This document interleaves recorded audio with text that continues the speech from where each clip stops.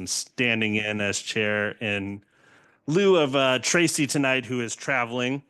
And I believe we have quorum, so let's get started. And we'll start with a roll call from David, please.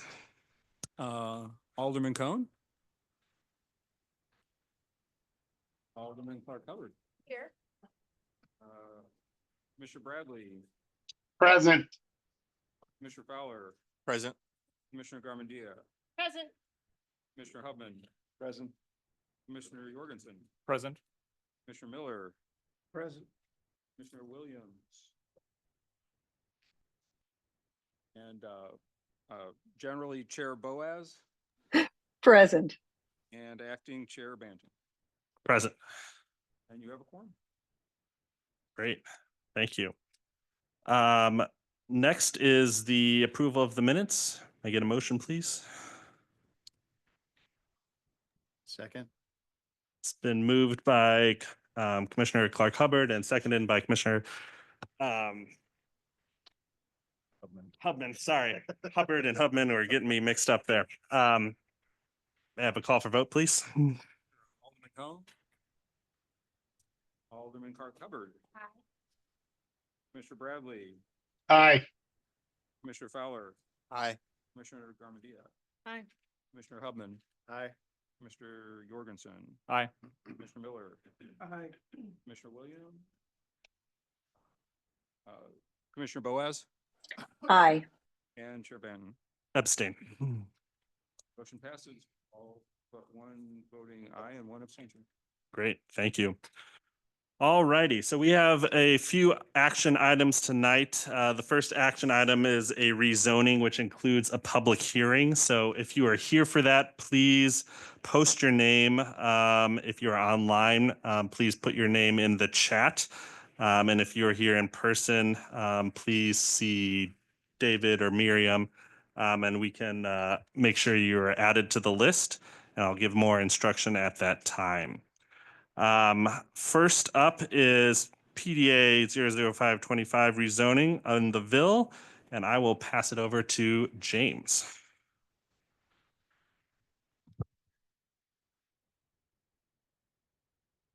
All right. Good evening, commissioners. My name is James Pfister, senior planner here with PDA, and I will be presenting on a proposed rezoning.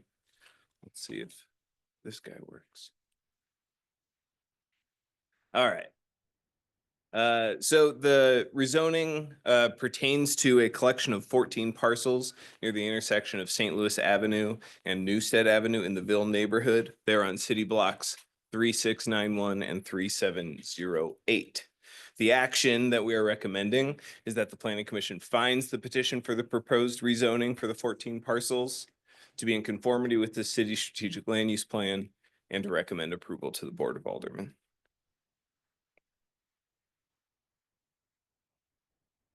So let's just a quick overview of the proposed rezoning. As stated, it's 14 parcels that are at the intersection of St. Louis Avenue and North Newstead Avenue in the Ville. All of the parcels that are up for rezoning are about 3.5 acres.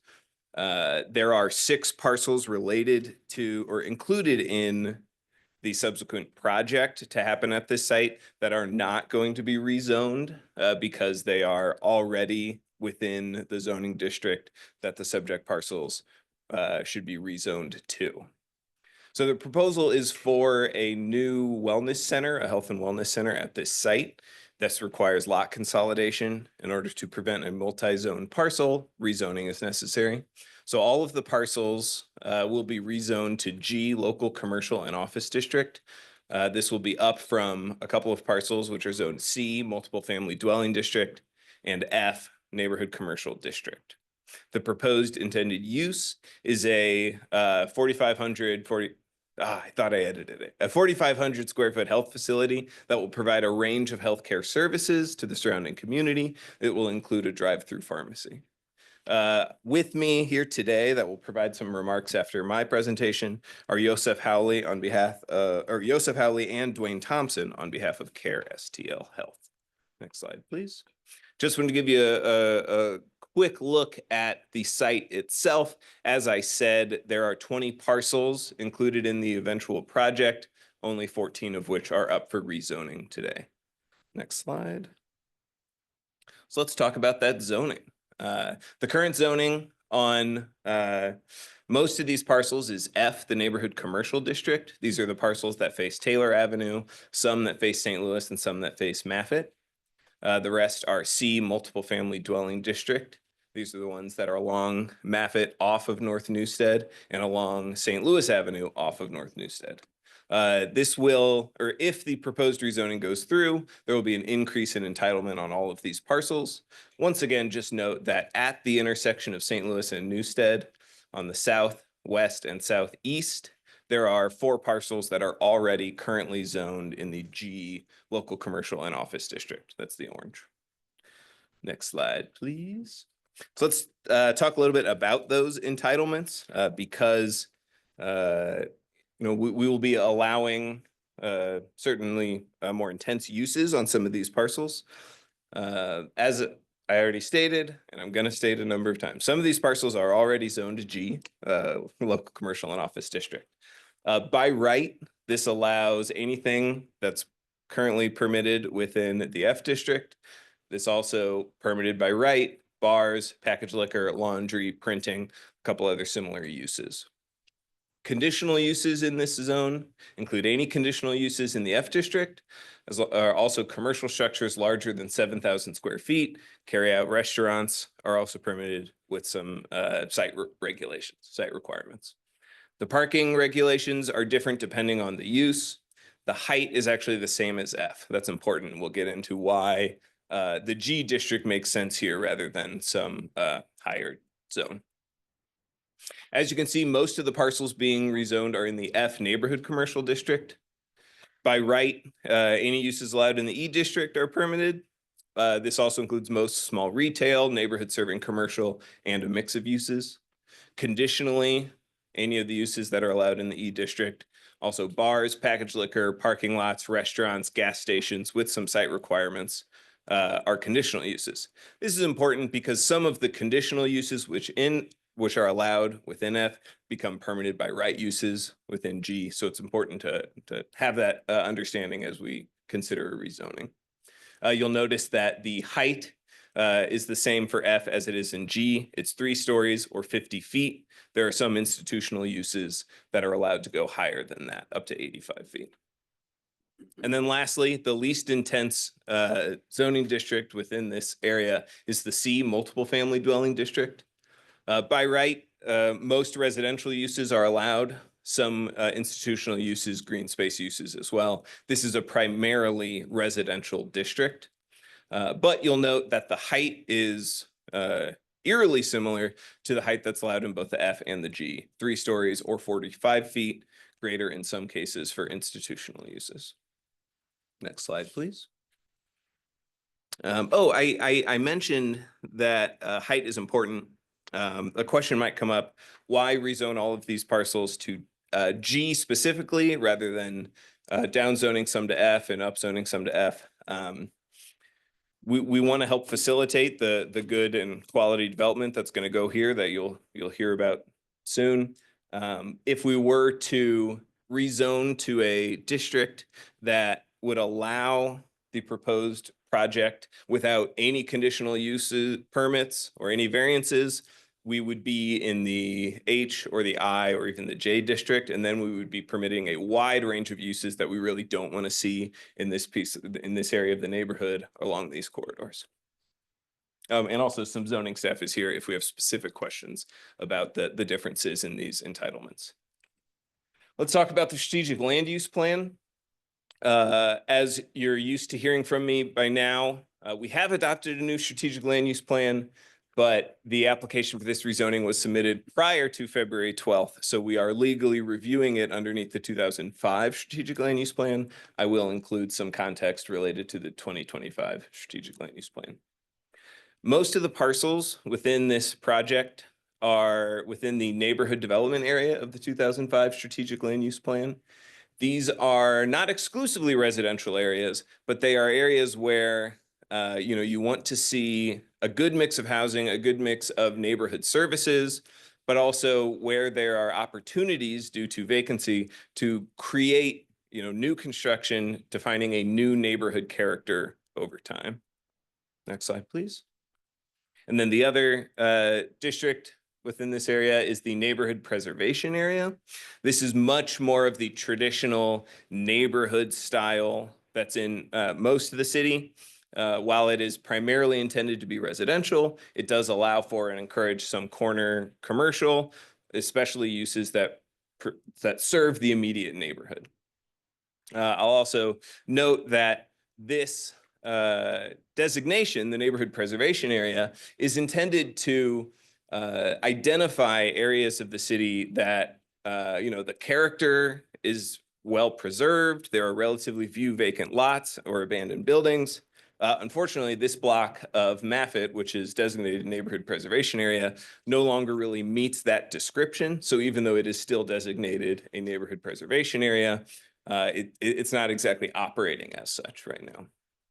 Also, even though it is intended to be more residential, you'll note that commercial and institutional uses that cater to the immediate neighborhood are encouraged and allowed. Next slide, please. And a nod to our 2025 strategic land use plan. Again, there are two different designations within the footprint of this project. There are parcels that face North Taylor that are in a medium intensity corridor. These are intended to be areas that are more pedestrian focused with buildings that front the street, a mixture of uses, both residential and neighborhood serving, retail, commercial, and the like. The rest of the area is considered a medium intensity neighborhood. Again, areas that are primarily residential, but will feature some neighborhood serving office, commercial, and institutions, specifically at corner locations. One thing that I'll note is that when the eventual project and consolidation occurs, we will encounter the first ever for the new strategic land use plan. We will have to update the map in order to redesignate the new parcels to the new land use plan designations. We'll take care of that in our annual or semi-annual map updates, but that's just a fun thing to look forward to for me. Next slide, please. I included all of the current context photos that are in your packet as well. We can just click through all of these quickly, Dylan, unless they're just here for context if anybody wants to look at them while we're asking questions. Right now, I'll pause to see if any commissioners have questions for me or questions for zoning staff before we move on to remarks from the petitioners.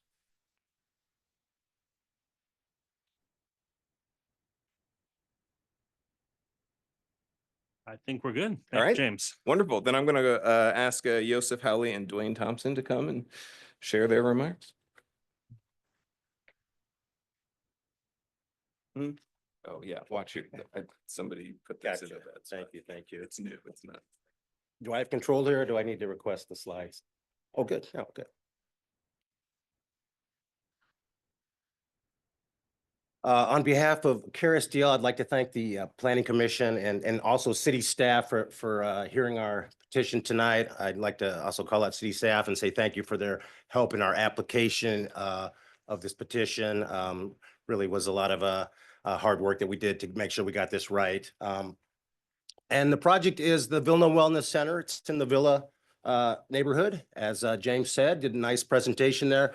The ownership group behind this is CareSDL Health, and the architectural is by HG Design. I have Dwayne Thompson here with me today. He's going to speak a little bit more about the project itself. I'm going to kind of start off here, just talk about the location a little bit, and then we'll end up talking about the rezoning request specifically. But as James said, we're right here in the Villa neighborhood. It's St. Louis Avenue.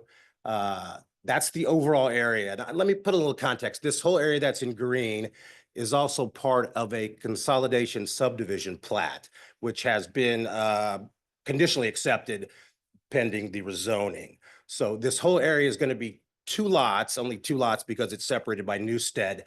The lot that's kind of an outlot, the square area on the right is to be used as a parking lot. The entire area will be developed. There will be no parcels or lots that will be sold or planned to be sold or developed further. And there's going to be parking lot, building, and landscaping facilities. This is a quick look at the site plan, St. Louis Avenue on the top. We are the L shape. We're not the hatch part in the lower left. Lower right, you see a landscaped area that also has underneath it a quite robust stormwater system. We are, I'll say, working with MSD to get approval. There's a lot of stringency in this area because we're in a CSO. It's an overflow area with a lot of volume control required of the stormwater. You see the main building in the upper right. It does have a pull-in turnaround drive on the north side of the building. The rest of the site's basically parking lot area. That parking lot area will have permeable pavers in most of the parking stalls. That's a stormwater BMP that captures water, stores it under the pavement surface. So now I'm going to digress a little bit and hand it off to Dwayne. He's going to tell us a little bit about the project itself, the Vilna Wellness Center. Thanks. Yes, my name is Dwayne Thompson, and I'm the architect with HT Design. So this particular project, and it's the Ville neighborhood, but it's something that Karis TL, which already has like 3 or 4 locations in the St. Louis metro area, mostly in the city. This will be one of their this will be their newest location, and so the intent with this space is that they will have several of their departments will be housed in this space. So so the dental department will be here. There'll be the women's health, adult medicine will be on site. There'll be a pharmacy with pharmacy access on the rear side of the space. You know, we also have a pediatrics department that'll be going in this space. But we've been like planning for this for several years, and one of the challenges that we had was that there was some environmental issues that we had been dealing with because we were buying this from LRA. And so because of some of those types of things, we had been had to go through the phase 1 and phase 2 environmental work for the site. And so having to go through that actually set us back a bit, but also some of the things that we'd had to deal with from a calculation standpoint with MSD.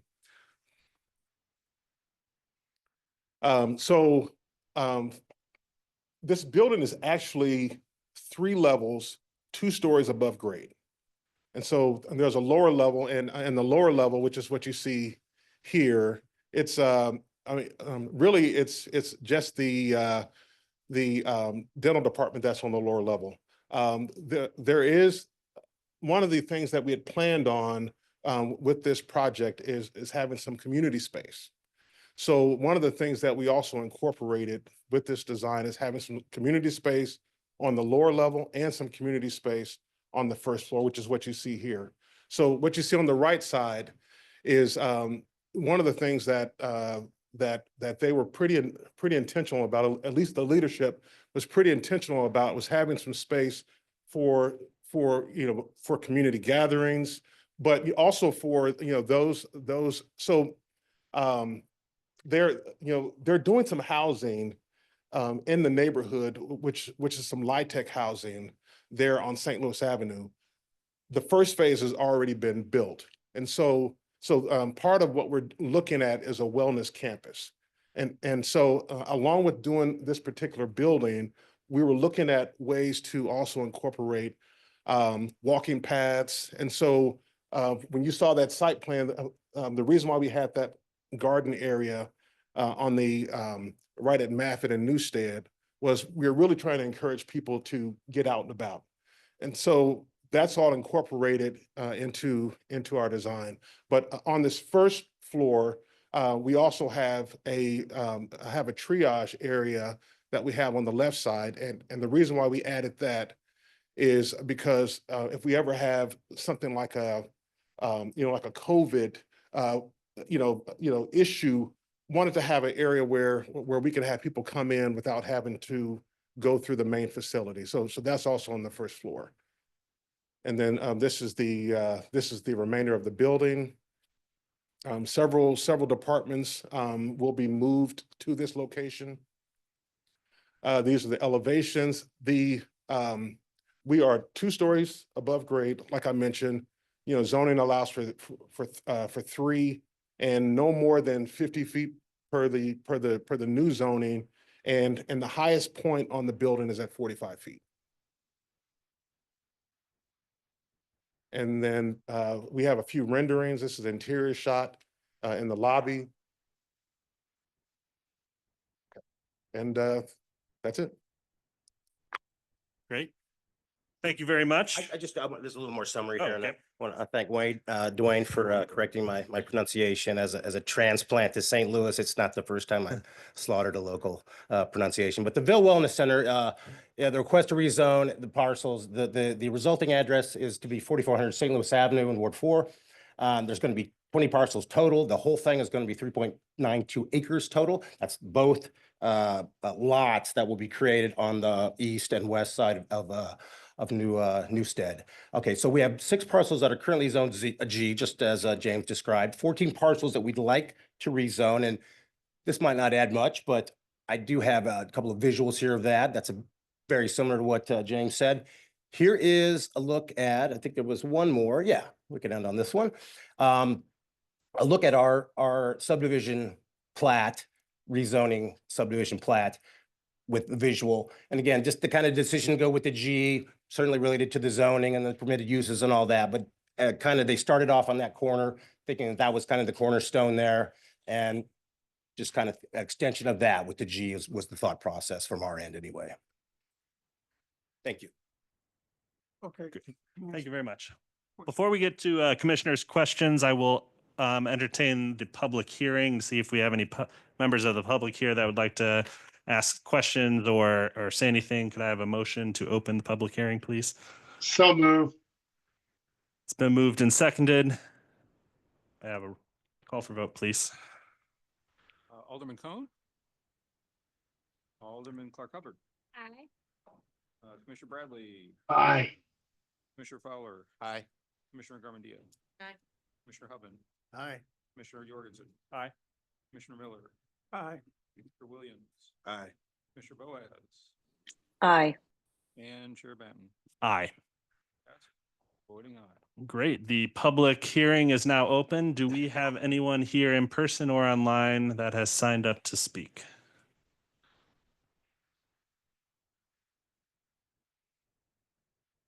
Okay.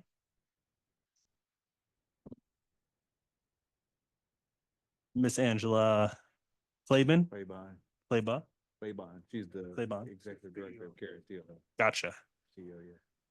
Yes, Ms. Claiborne, if you would like to speak, you may do so now. You have 2 minutes. Okay, thank you, Commission, for allowing me the opportunity to present before you all. Just a few things. This has been in the making for many years. The Ville Wellness Campus is really a placement of our Whittier location, which we actually received from the city of St. Louis, along with our Riverview as our Homer G. Phillips site right next door to the Homer G. Phillips Senior Building. And we're replacing that site with the our Ville Wellness Campus. Originally, it was to be on the land right next to the senior building, but a requirement, we are a federally qualified health center, and we're required to provide healthcare services, and having access to transportation is one of our major requirements. So basically, it's transitioning our health center that we received from the city that we call, was our Homer G. Phillips site, to our Newstead site, and our board voted to keep our investment in the Ville neighborhood. I'm excited about it.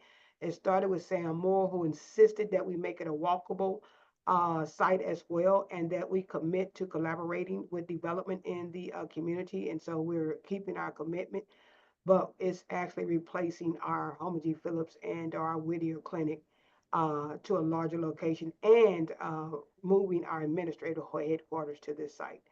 So we also collaborating, as Dwayne mentioned, we wanted to make it a community site. One of the things I heard from our patients in our community, that when it comes to repasses or having events, learning centers, that we collaborate with the community.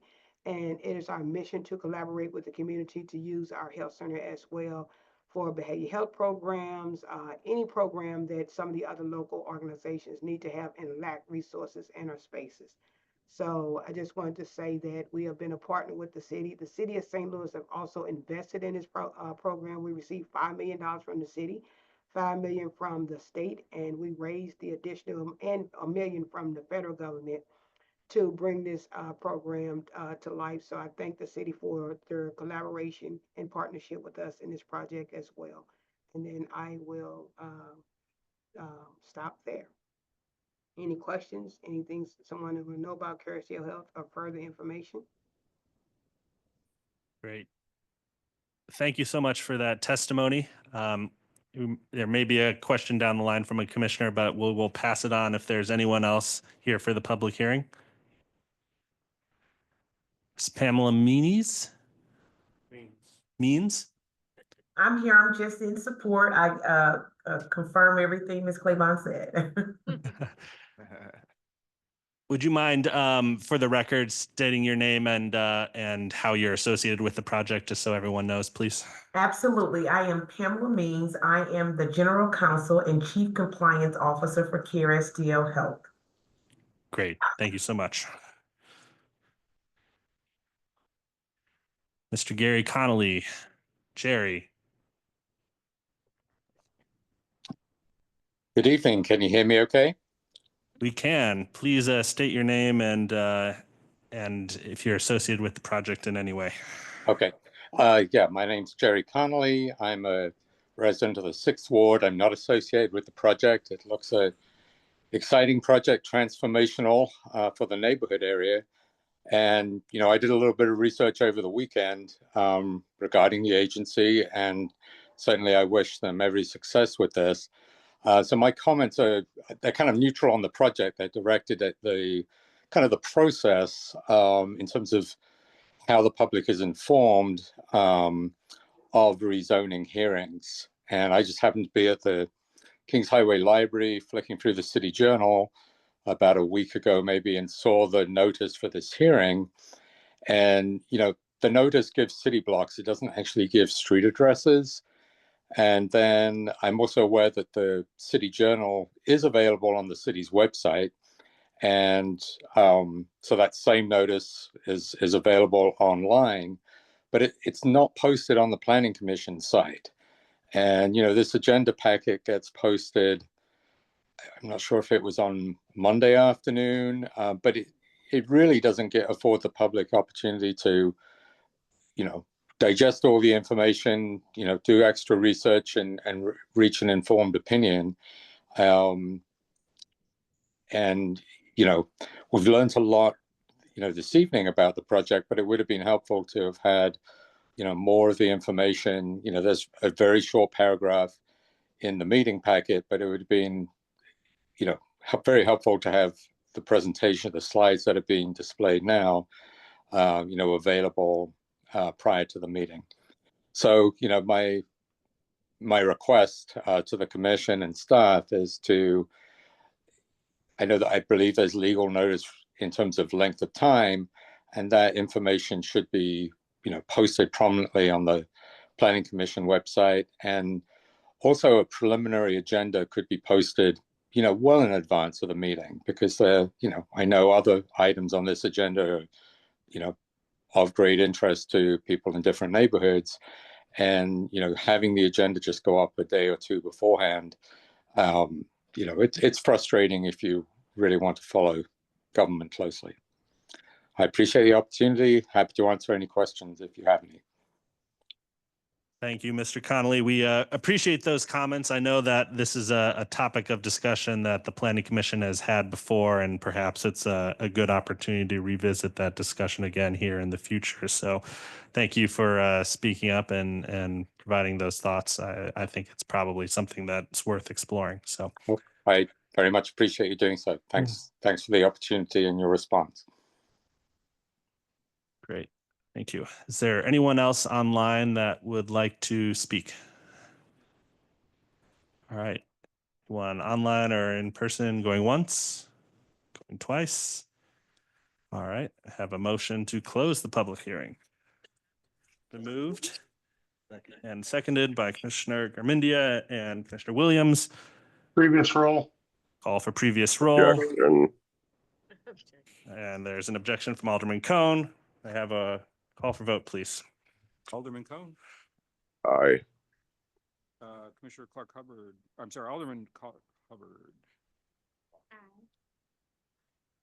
Commissioner Bradley, Aye. Commissioner Fowler. Aye.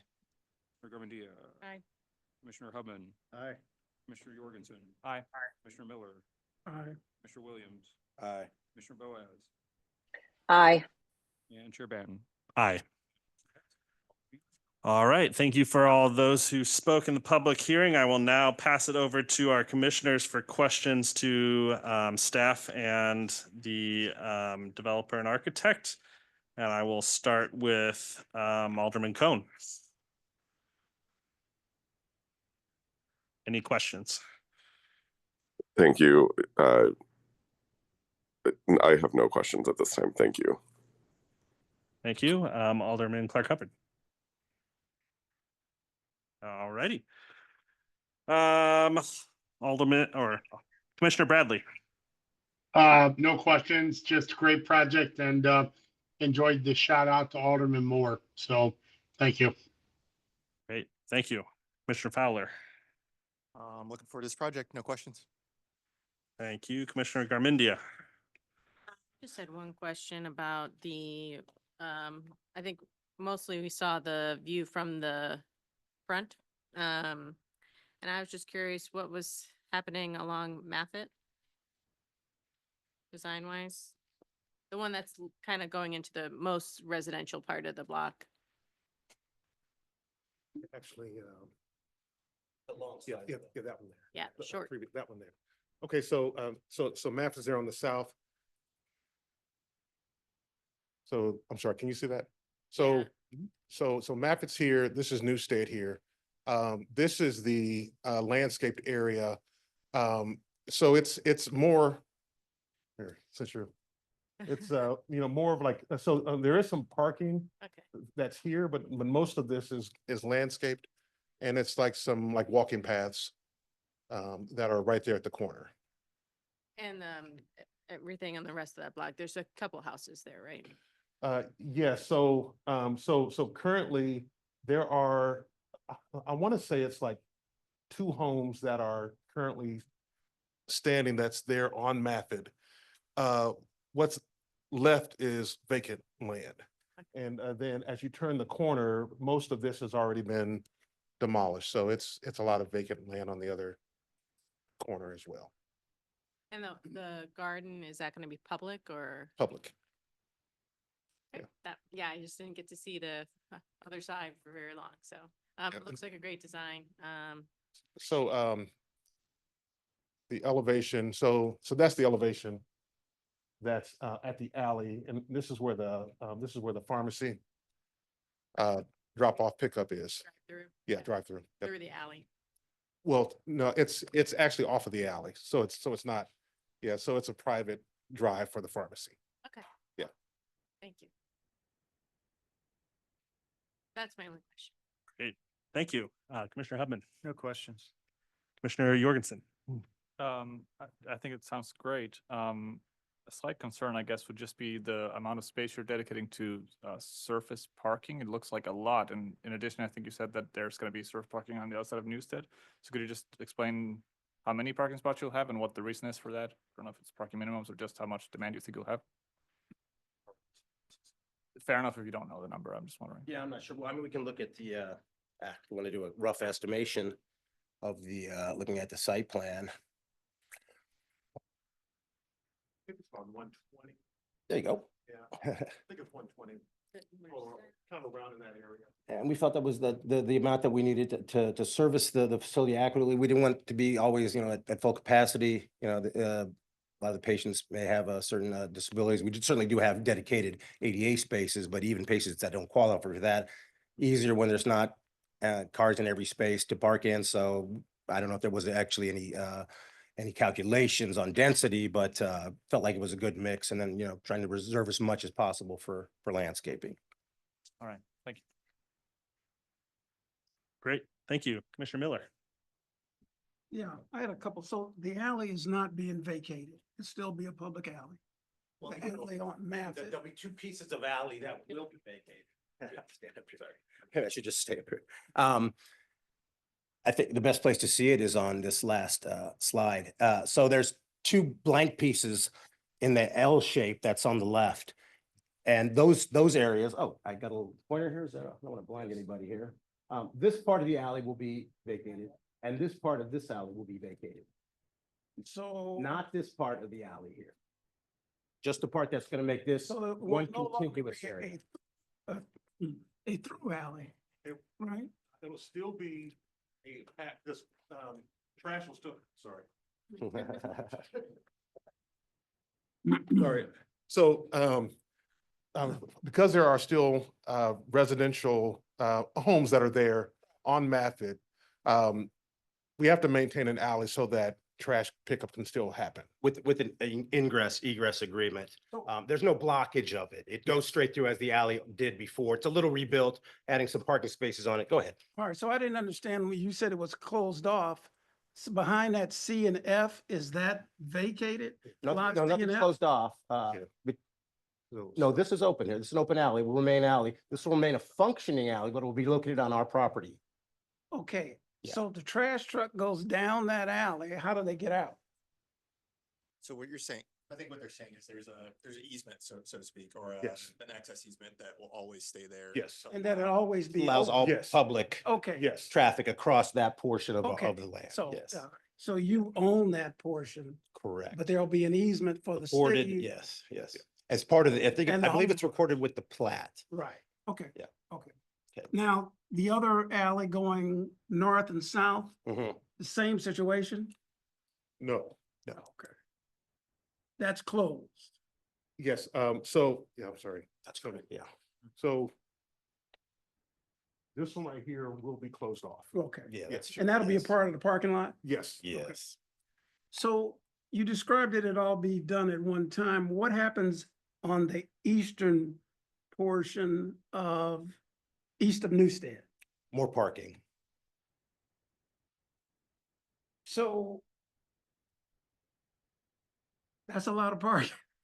Yeah, now, so, at their Comp One facility, which is on Dr. King, Right. right near Belton Bird, kind of in Yeah. that area. This is comparable to the amount of parking that they have there. So there's a combination of office usage. The people that visit the center on a daily basis, not, you're infrequently, will be coming and going. So there's like a flow. And that again, that kind of led to the decision to do the amount of You parking have show. a landscape plan for that? We have an overall landscape Yeah. plan. I don't know that we have it in. Yes, yes. a We slide don't on have it in the slides, but we do have one that's. Well, that site, did that site show a little bit of landscaping? Hold on, sorry. There's a look at it, yeah. I don't know if that's the most current, but you see the trees in the parking lot. I'm not showing it on the other side there for this Right. thing. Yeah, So are you keeping the same style on the other side of? it's a parking lot, but yeah, it'll be, it has, I believe it has divider islands. It's also gonna be permeable pavers, so it's got the stormwater on it underneath it as well. So you'll have lighting on both of those lots? Absolutely. Across the street? Yes, absolutely. yes, Okay. yes. All right, that's all I have.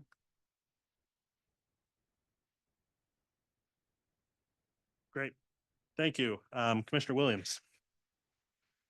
No questions, but just wanted to echo what was already said, that this has been a long time in the making. So it's great to see it designed and hopefully gets built. But no question. Great. Thank you. Commissioner Boaz. I do have one question. I didn't quite, since I'm online, I couldn't quite see how you were using the pointer. But for this section of alley that's being vacated south of St. Louis Avenue, on the parcels that are facing, is that probably Taylor, right? How will trash trucks access those if there are structures built there? Because it looks like a little dead end alley right now. Yeah, currently there are no property, there are no structures there. Correct. But if a structure is built, I think I saw about 3 lots that are on that little stub of an alley. I think it's actually two. One of the lots is part of the development area and will remain a green space. So there is two Okay. lots there, but I think with the access agreement that they can, we can look and see, but it may be that they have access to any part of the parking lot to drive through. I can't quote that for sure, but I know they have access down the old alleyway. And that would extend up the alleyway going up. So yeah, I'm not exactly sure. Say. Okay. I might just quickly add, I checked with someone on our team. I don't think that the vacation application has been made yet. Is that? No, we've made the application. Oh, made the application. Okay. Well, just to clarify for this body that PDA does have a review of the application, which we have not yet conducted. And there is a complete review of any right-of-way vacation request to kind of check on all of these Right.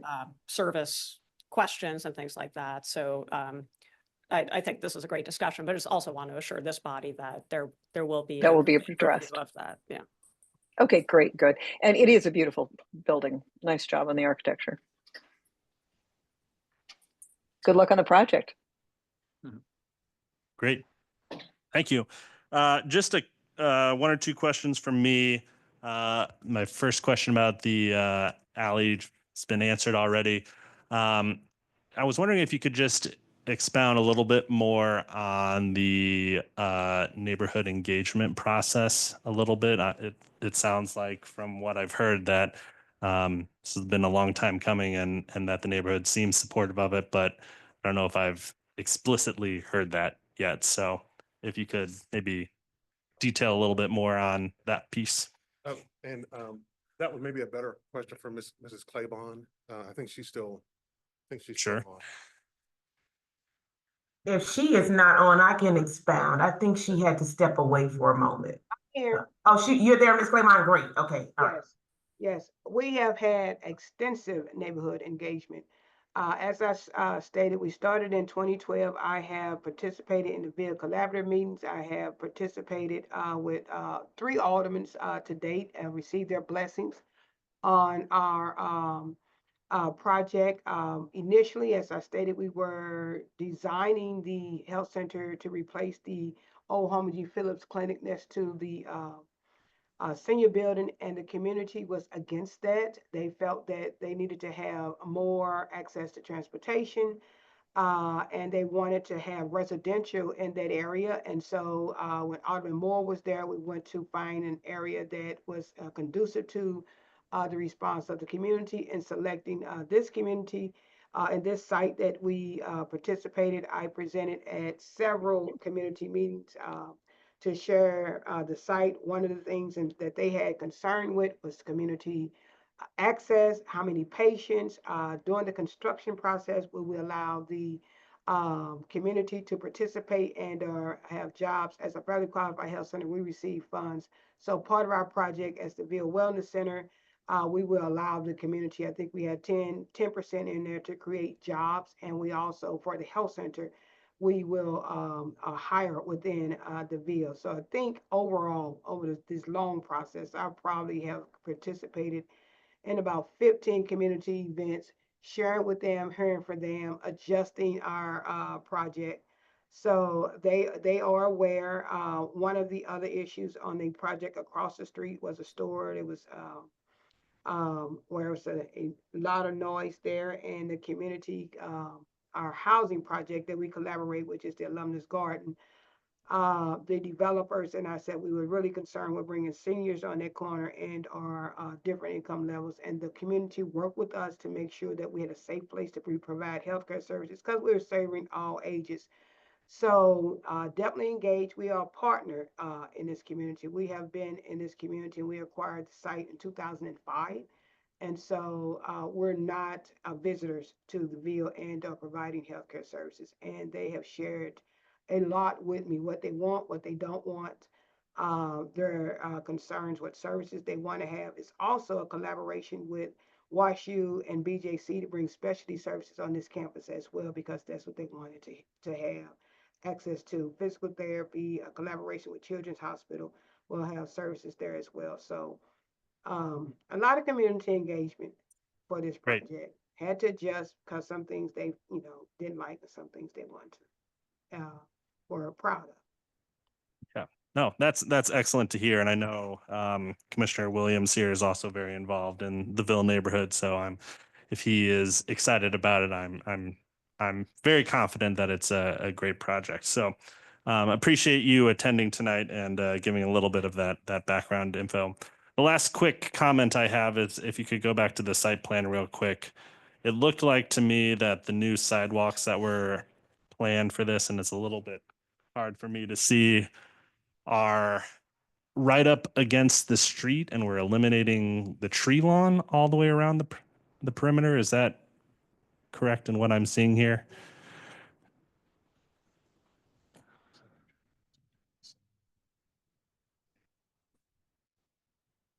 Which would just be a little different from the surrounding blocks. So I was wondering if there was a reason for that, or if maybe that could be altered a little bit. Well, I believe that this site plan, somewhat schematic in nature, and for purposes of showing it here, is maybe not the latest that had all the dimensional things. And I know that we had edited that at one time.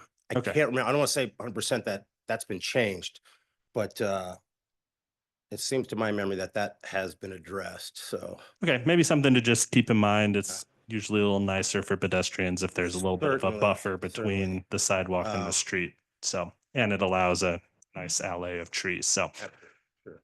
otherwise, I think it's a great project. So appreciate everyone, your presentation tonight. With that, I don't believe we've gone through everyone. I'll take a motion. Then move to approve. Can I it. make the, pardon me, Chair, can I make the recommendation? Oh, sure. Yes, please. I'm sorry. My big moment, you gotta. Yeah. Oh, James, please, please. Dylan, can you go? I don't have it written in front of me. I'm blowing my big moment, apparently. I will at least spare you from reading the addresses of all of the 14 parcels. They're written in front of you. So. But our recommendation is that the Planning Commission finds the petition for the zoning district map amendment for the 14 parcels in question to be in conformity with the strategic land use plan, and therefore recommends approval of the petition to rezone the parcels as presented to the city's Board of Aldermen of the city of St. Louis. Great. Thank you. That was excellent. Well worth the wait. I thought so too. All right. Now, may I have a motion, please? So moved. It's been moved by Commissioner Williams, Second. seconded by Commissioner Hubman. Call for vote. Great. Alderman Cone, Aye. Alderwoman Clark Hubbard, Aye. Mr. Bradley, Aye. Mr. Fowler, Aye. Commissioner Garmendia, Aye. Commissioner Hubman, Aye. Commissioner Jorgensen. Aye. Commissioner Miller, Aye. Mr. Williams, Aye. Commissioner Boaz, Aye. and Chair Bowden. Aye. Passes with all voting aye. Great. Thank you very much. All righty. Let me get back my run of show here. All right. Thank you for that. Our next action item is returning to an item from last month's meeting, PDA 01824 PRS, which is the review of the Morgan Ford Road demolition denial review from the Preservation Board. Last month, the commission undertook a full review of this item and directed staff to explore potential modifications with the developer. And tonight we will hear about the results of that exploration and make a decision whether to uphold the Preservation Board's decision, overturn the Preservation Board's decision, or modify it in some way. I want to remind everyone that this does not include a public hearing. So there will be no opportunity for that tonight. And with that, I will pass it over to Miriam. Great, thank you. Mr. Chairman, I have a point of order I wanted to discuss Yes, sir. about this process. At the last meeting, we had a change in commissioners for this specific item, and I wanted to understand the legal ramifications of that. I mean, I thought commissioners were appointed, and we had a special commissioner for that item, and that person withdrew after that item was considered. I've just never seen that, and I wanted to see if we can get some legal clarification, at least I could, as to how that happens. The mayor appoints the commissioners and has the discretion to appoint commissioners as she sees fit. So the mayor appointed commissioners. So not for the meeting or for the role, but per item? If there was a commissioner who's unavailable to present without a conflict, for example, then Yeah, because that wasn't mentioned that there was a conflict. to continue to have a full board, the mayor has the latitude to add a different commissioner for that item. I And couldn't I quite should hear have, you. I should have clarified when I kind of described the changeover that Commissioner Keung recused because of a potential conflict. So that was the purpose of the kind of that item switch at the previous meeting and then for Commissioner Jorgensen's presence tonight.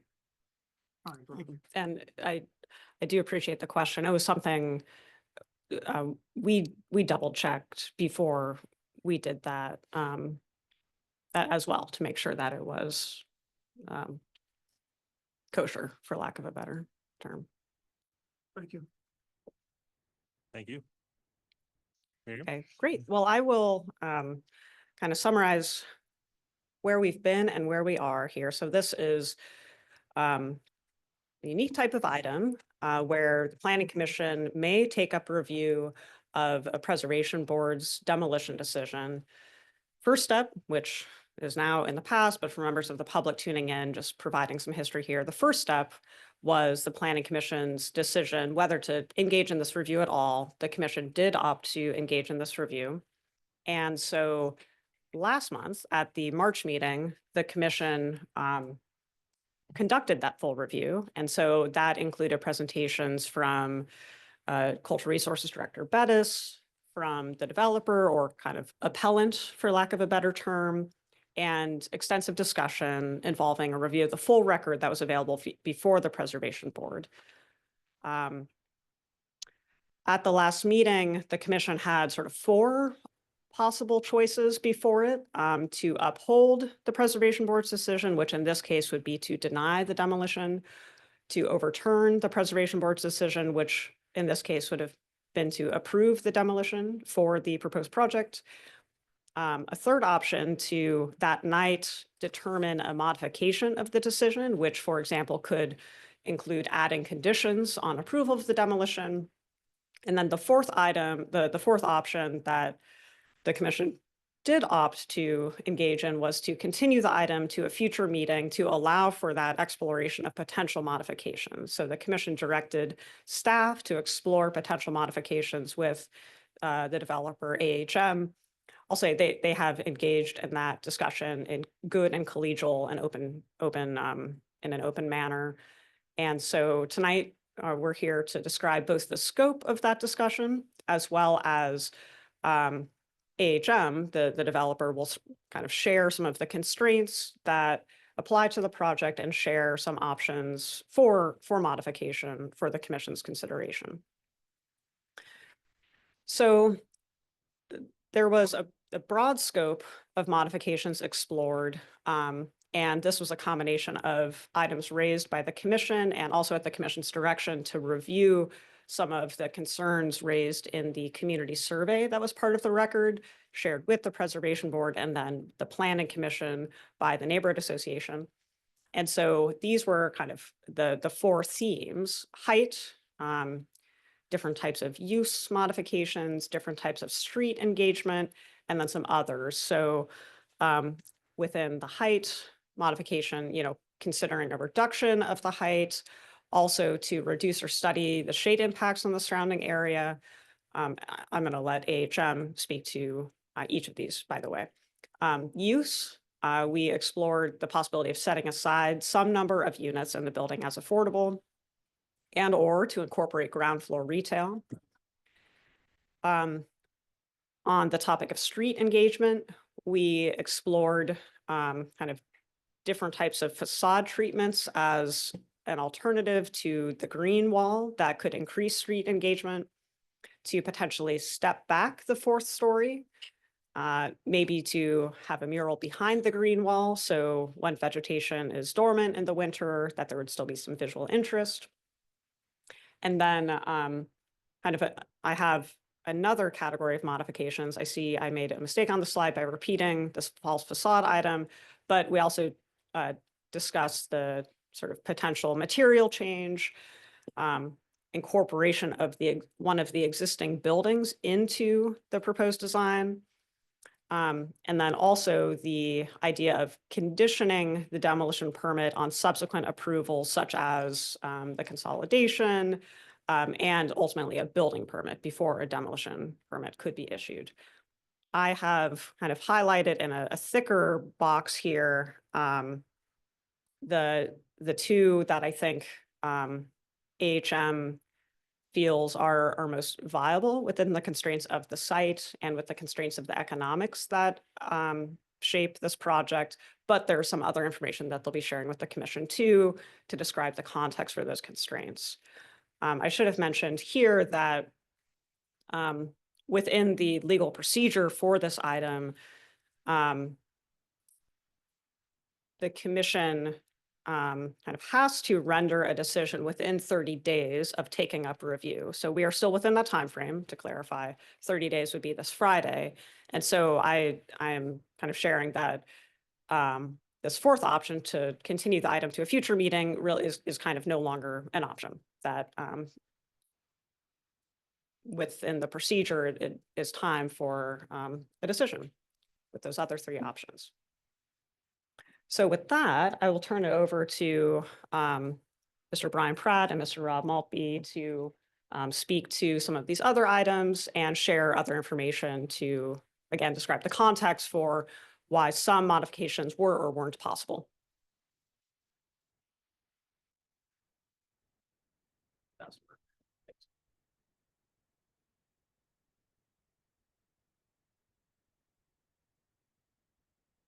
Good evening, Brian Pratt, Rob Maltby.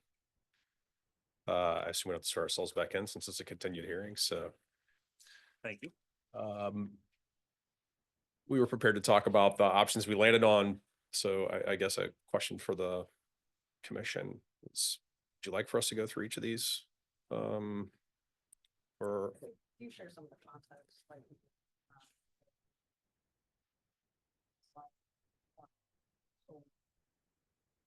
okay. So we may have to jump back and forth between slides, but as it relates to height, the reduction of 3 stories would effectively reduce the unit count in such a way that we would be unable to make the project financially feasible. Again, we're going to sort of compare this to the MoFo project, which is immediately on the south block of this, and we built that in 2017. We completed 2019. Completed in 2019. So cost price for construction at that time versus today, a very different environment.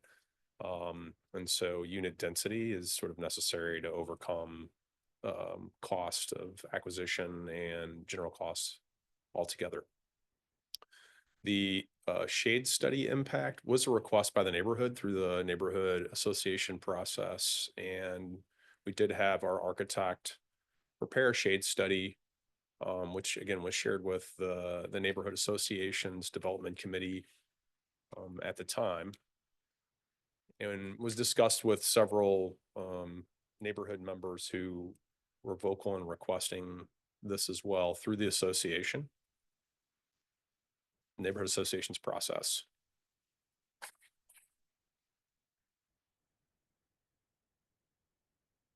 Fair to say these are similar. I think it's fair to say they're similar. We're not sunshade experts, but you know, our conclusion upon reviewing this is that the impact relative to the existing canopy today isn't significant.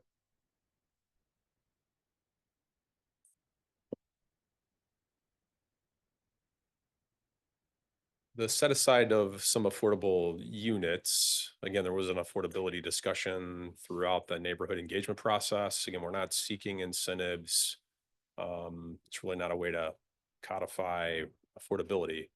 And so we're not directly seeking to put affordable units in there. With that said, as a part of our dialogue with the staff, we did use the HUD guidelines that SLDC uses for its incentive process. And we do have a handful of units that fit in the 70% AMI range, which falls between 60 and 80% AMI, which I think would be widely accepted as quote workforce housing units, not pure affordable, which would be 60% and under. But because we're not seeking incentives, you know, that issue is not one we're able to incorporate directly. The ground floor retail, and I know we talked a bit about this at the hearing last month, but what we thought we would do is compare the project down the street, which does have retail with, which is on your right, as you look at the screen here, that's 3172 Morganford, versus our site under review today at 3150 Morganford, which is on the left. As you can see, the site on the right for Morganford was much longer.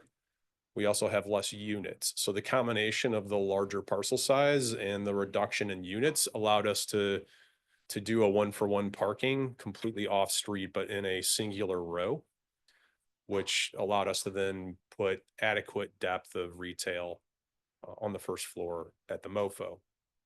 We do not have the same condition at 3150 Morganford. And any bay that would, retail bay that would go into would reduce the parking count as we expressed at the meeting last month. Ultimately, the neighborhood association chose off-street parking in a 1-to-1 ratio as a priority over first floor retail activation. So we hope this at least helps sort of compare the two projects in the neighborhood and why there's some distinctions and the ability to put retail on the first floor. I'll come back to the false facade since that's a topic we have some additional slides for. So the step back on the fourth story, some of this has to do with the loss of units, but also the location of our exit stairwell in this case is up to the front on Morganford. And if we were to move that stairwell, we would find itself dropping into the parking lot. So there's one on the alley side. It's actually, it's the first, it's basically the first column on that drawing. Somewhere in that range. Yeah. And so if we were to step it back, that entire egress stairwell would have to shift back and would land squarely in the middle of the parking circulation, again, which then impacts parking and the circulation to park, in addition to the loss of units. Mural behind the green wall, our proposed solution will eliminate the green wall altogether. So depending on your enthusiasm for our proposed change to the first floor treatment, this may not be an issue at all. Again, discuss brick versus the material choices we made today. You know, brick in and of itself is one of the most expensive material choices that we can use to build. We have a project in another neighborhood where there is a historic overlay requirements of brick, and at this moment, very comparable in size and construction type. And that project is on indefinite hold due to the inability to make the financial underwriting work for a fully brick build. And that is with incentives. And still can't make the numbers work. Incorporate existing building into design. Again, we talked about this last month. But given the location of those buildings on the site, there's really no way to integrate those buildings for the proposed development we have here. We have done that at the YO, which is 2 blocks south of this, but that's because the building was on the corner and we had a lot of scale that would allow us to build an L-shaped building around it and integrate the two. In this case, we don't have the same setup of buildings and lot size. So, and we are the demolition permit contingent on some, additional approvals, which is a reminder are a plat consolidation and some form of zoning variance is likely to be a height and side yard or rear setback, depending on the interpretation of the zoning code. We did verify that we cannot proceed with the zoning only application to obtain those variances until the consolidation plat has been approved first. So that would be our next immediate step should we receive approval here or approval with change tonight.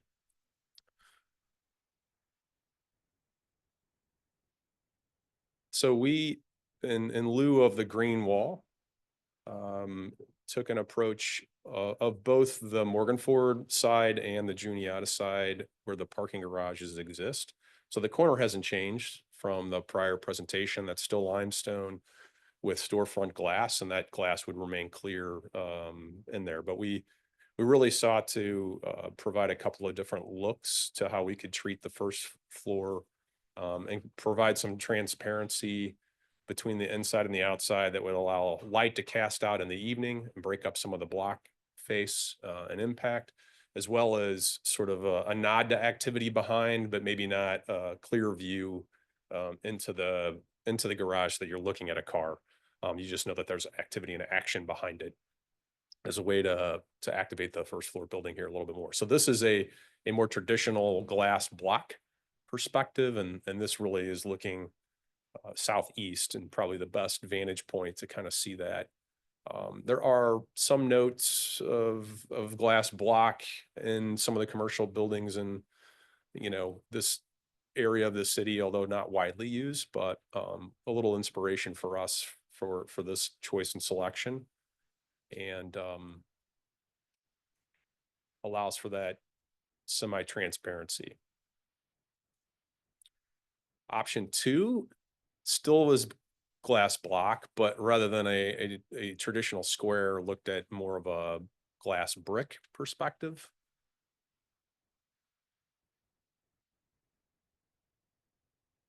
And you can sort of see in this image where, there are shadows of activity behind it, but not necessarily looking straight into the front of a car through a traditional storefront glass.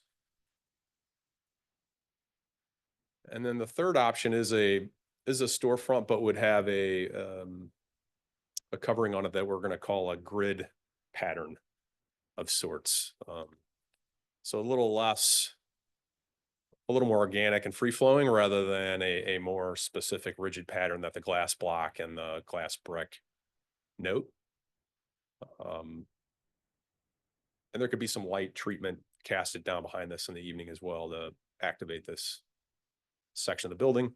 And in all cases, we would look to sort of landscape the area between the building itself and the sidewalk to add some greenery and soften up the streetscape. So I'll go back to. Do you have a picture of the original green wall? Anyone? We didn't prep the slides here, so I apologize, but. Somewhere. Right. I don't know if it's helpful to you.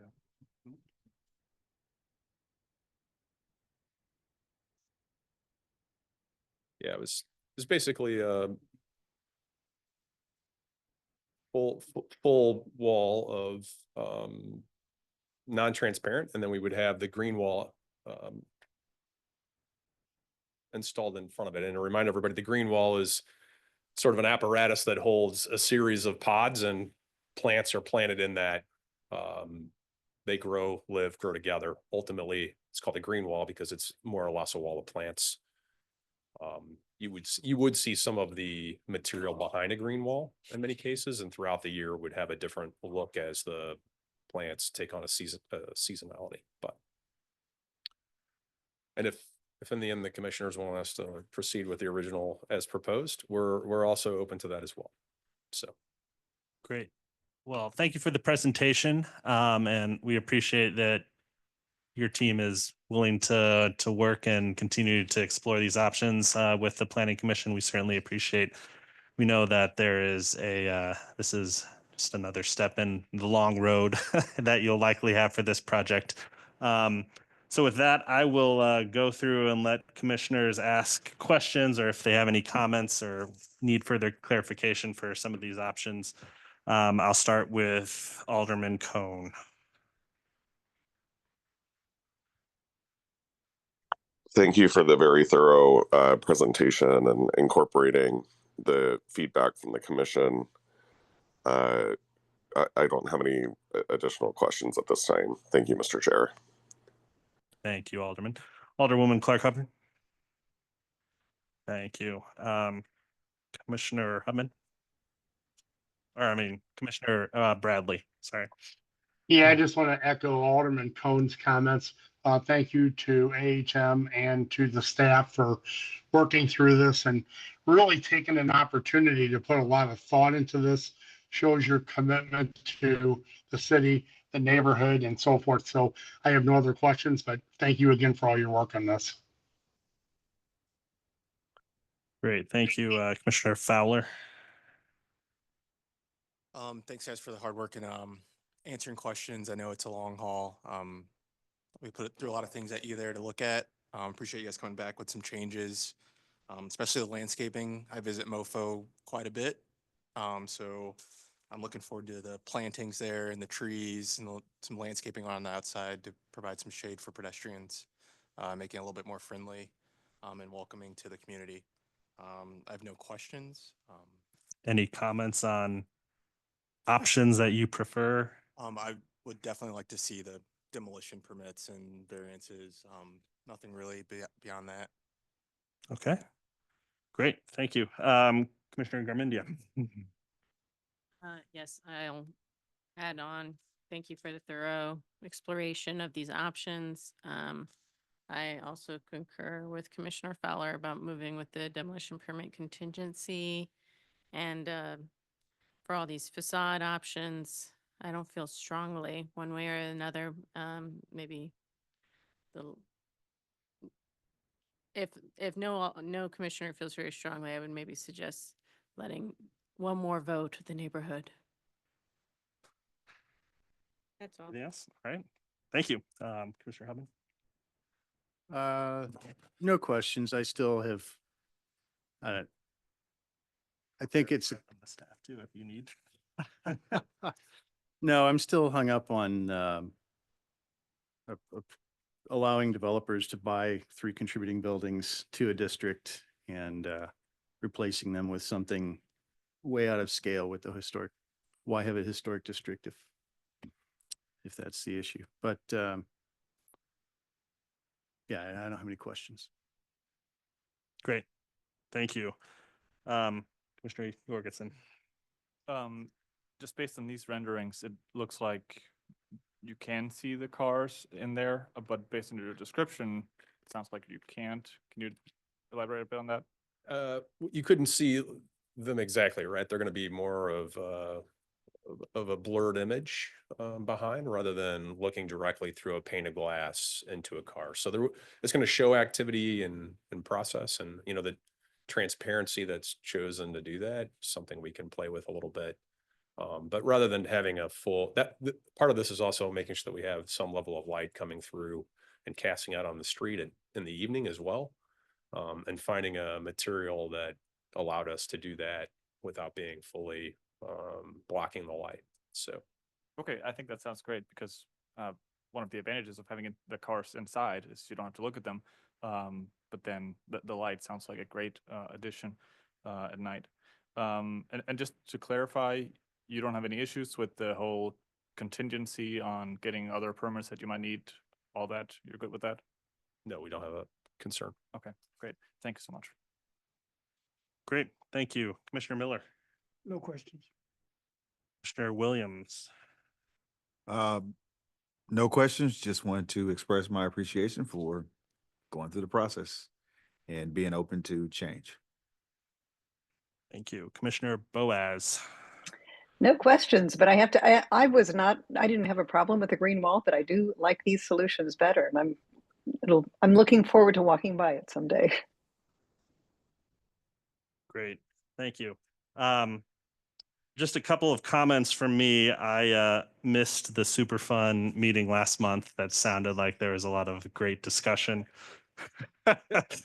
And I mean, my general thoughts are whenever you're proposing replacing a historic building or structure, what is replacing it needs to meet the merit of those historic structures. And you know, my opinion is that this building has the opportunity to do that. And sometimes that's not always the case. So I appreciate the thoughtfulness in the design for this. You know, my top concerns architecturally was the amount of glazing on street level as well as the lack of a storefront space. But I understand that through the discussions with the neighborhood, the priority was parking. Mostly just out of curiosity for me, was having a less than 1-to-1 parking ratio something that you felt was doable or not? Not really. So primarily from a day-to-day standpoint, we have 100% of our spaces occupied or at our existing buildings. Okay. Oftentimes with the tenant, especially, you know, if they're cohabiting couples, well, you know, you have a second vehicle. I mean, we're still in the Midwest here. Yeah. And so unfortunately, you know, that isn't really viable for us to then get to the tipping point with someone executing a lease. And this has been readily apparent at 3172 Morgan Ford or the MoFo and now the YO too. So I will say we do have in every one of our buildings thus far on Morgan Ford, an entire room that is just dedicated to interior bike parking that's secure as well, which does get used quite frequently due to the proximity to fairly walkable neighborhoods and the park and the bike lanes too. Okay. So, No, yeah. that's good. I'm always curious if seeing the shifts and if we're able to get to that point yet. But I know St. Louis is a market that still parking is important for development. So appreciate your insight on that. I will say I also appreciate you taking the time working with Gemma to go through these options. I think glass block is a material that's seeing a little bit of a resurgence recently. And I think the different shapes and textures are something that could make this quite interesting and provide that light and transparency in a way, but not, as to your point, going and looking directly at a car. So I think just from my perspective, that's the one I'm leaning to, whether it's, you know, what profile or shape that exactly is. I think that's something you can explore with your architects, but I like that a little bit better than maybe just a storefront with a film on it. But ultimately, I think that's your call. My proposal would be, and was working through this with Miriam before, would be set a transparency requirement for a street level to, if we were to approve this tonight. So I think in lieu of, Transparency or translucency? Yeah, not transparent. well, okay, translucency, if we're using glass block. So a translucency requirement. And, you know, I did a little bit of this and I think you had your architect verify the number. So on this primary Morgan Ford facade, 55% translucency requirement, and on the secondary residential Juniata side, 25% requirement. And pairing that with a condition that you receive a building permit before any demolition takes place. So those two options that seem doable. Yes. And we missed you last month as well, Commissioner Van. All right. Well, yes, I will make the motion that the Planning Commission overturns the Preservation Board's demolition denial and modifies the condition that have a 55% translucency requirement at street level on Morgan Ford and 25% translucency requirement on Juniata.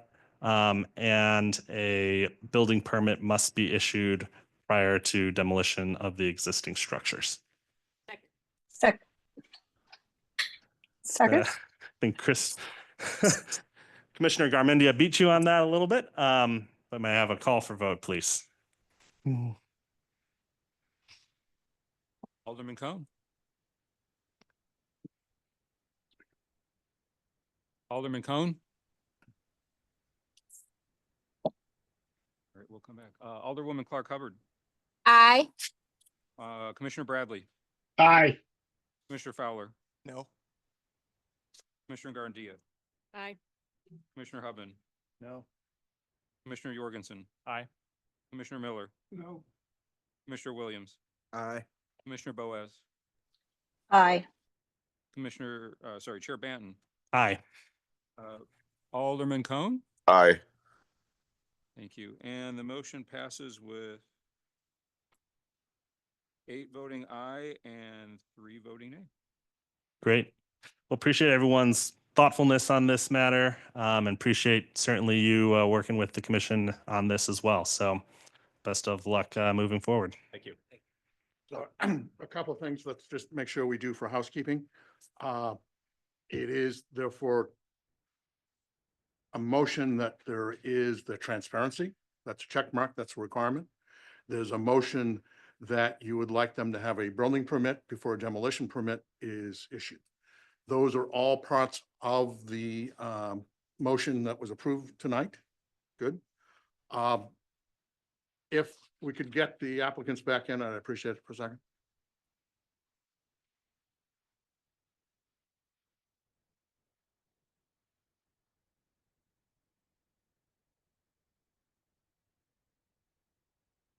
Yeah, one, thanks for all your hard work. We don't blame you We for want to make running. sure you understand what we've done tonight. Been brought Uh, back we- to the We've teacher. overturned, no, we're not changing that. We overturned the denial from the Preservation Board with the conditions and I'm going to be a little cheating here. I'm going to ask you to repeat back what you believe the conditions are.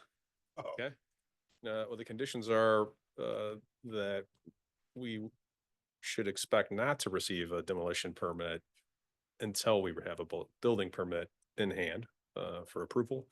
And that our design would incorporate a 55% translucency material along the Morgan Ford first level storefront. And a minimum of 25% on Juniata. I guess those are minimums really, but Good, thank you, good job. okay. Second, because this Yes, is it does. one of those things that's a complicated project, hate to use that word, but just a reminder that you have some other processes that you're going through with the city. And just if you wouldn't mind reminding us of those. Sure, we need to seek a consolidation plat to take 3 lots into one. And upon approval of that, would then seek zoning variances. Again, depending on the interpretation, we don't know what those are specifically, although we believe we know what they are, which would include a height variance and likely a side or rear yard setback variance. With that, I will tell you that the planning commissioners won't get to adjourn to go have a drink until after we finish our business, but you guys are excused. Go Okay, do that. thank you. Drink of water. Yeah. All right.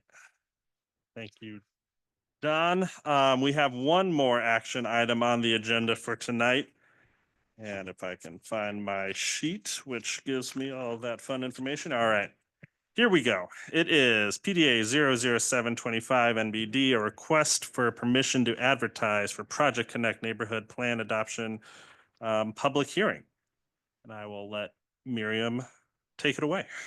Yeah, great. So last month, the commission received a detailed update on the status of the Project Connect planning process from SLDC, who is the kind of sponsor of the effort and the Project Connect initiative generally, alongside Jonathan Roper, City Planning Executive for Neighborhood Planning, and from the lead consultant on the planning team, Interborough Partners.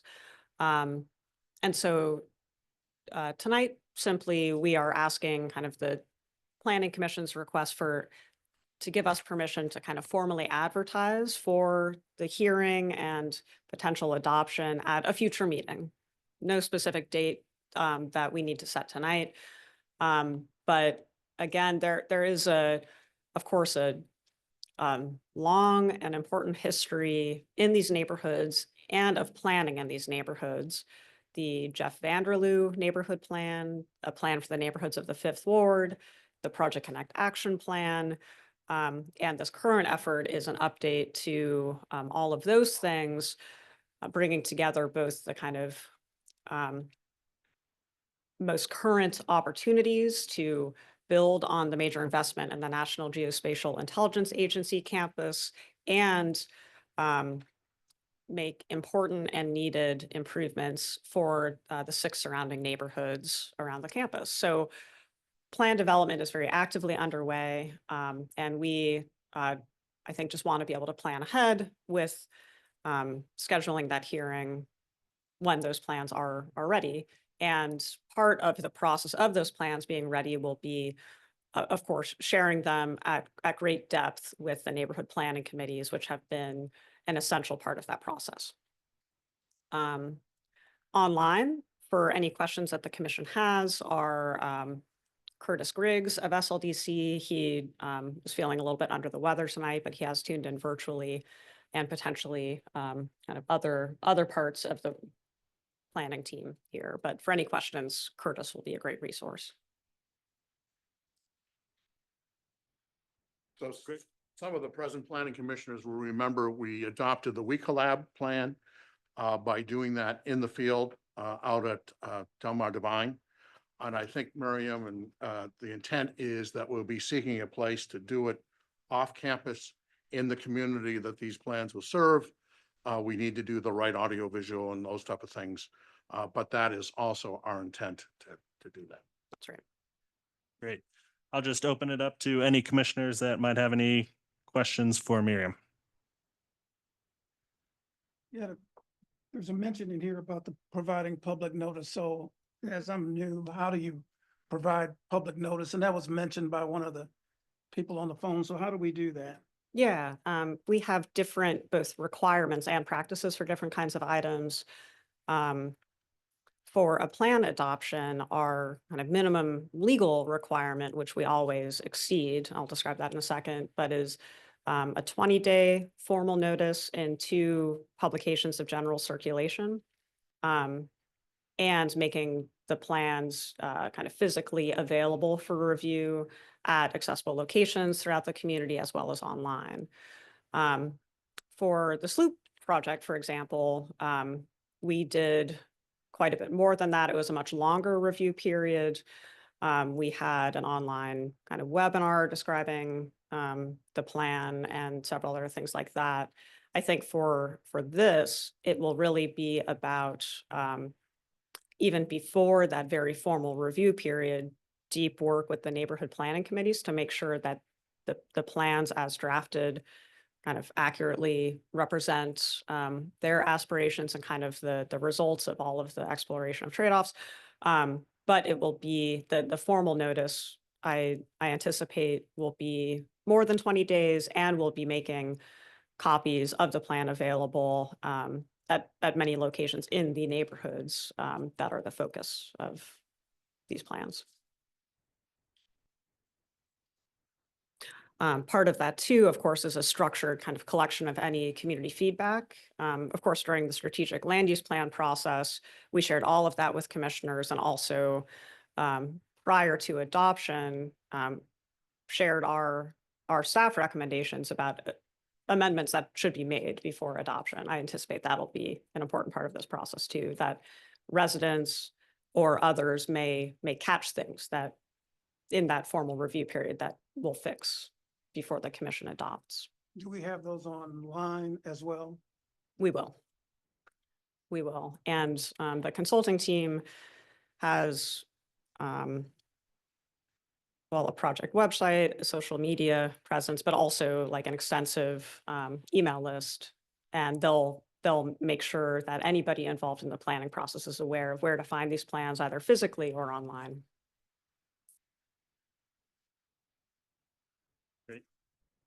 Any other questions from any commissioners?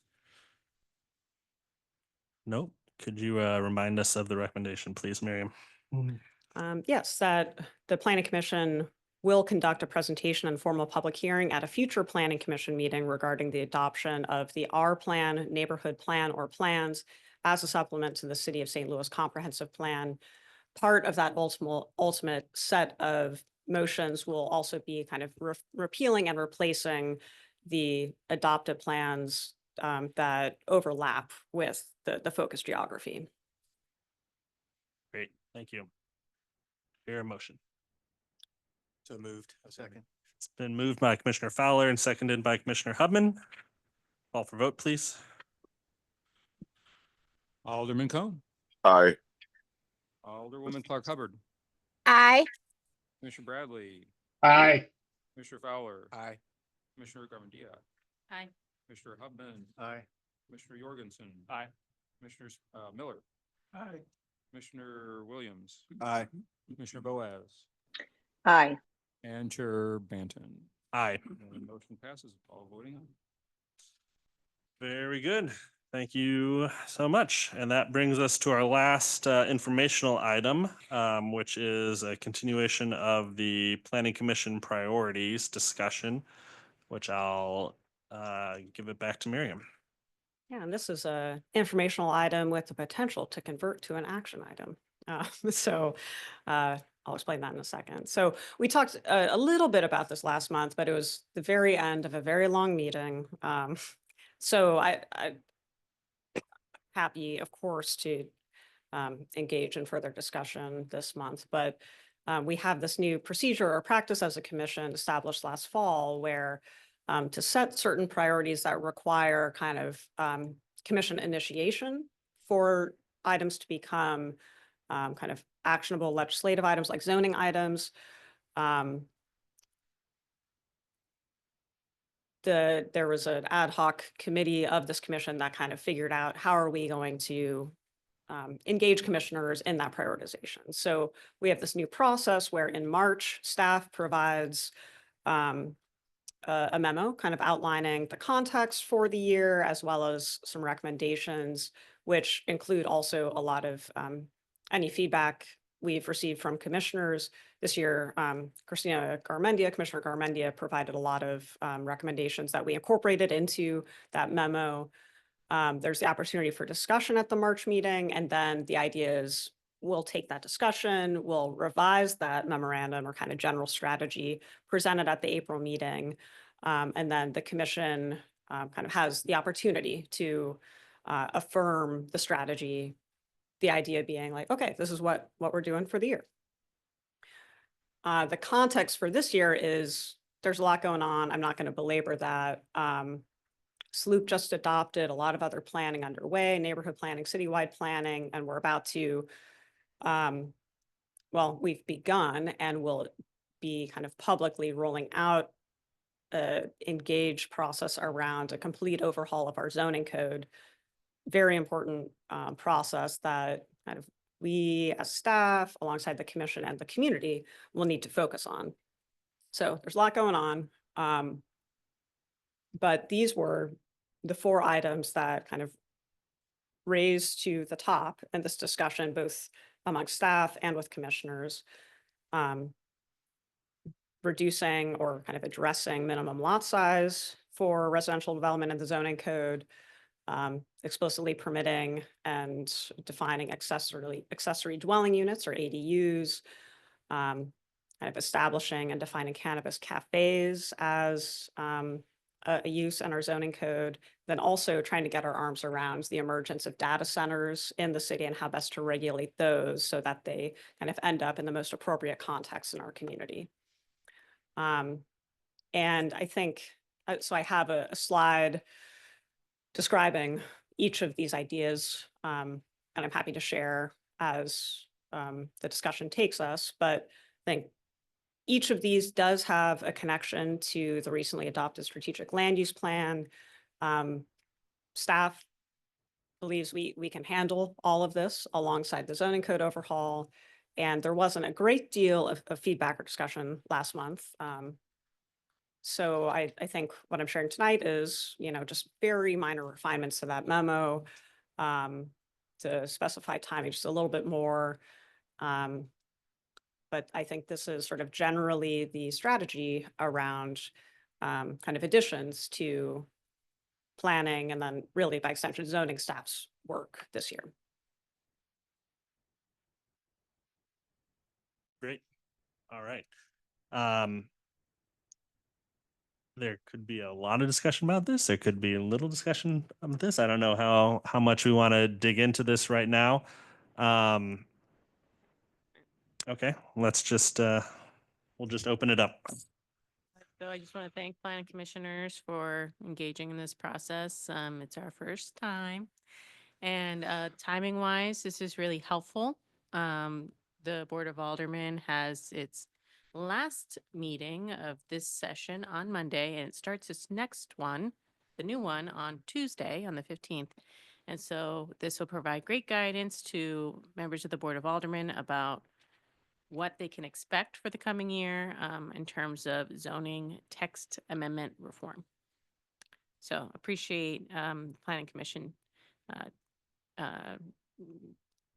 not it's taking action. No, You can. And I've crafted a kind of potential action if you all want to vote on it. Yeah, it's what the procedure says. The commission may affirm the strategy.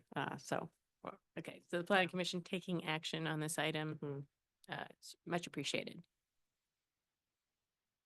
Mr. Fowler?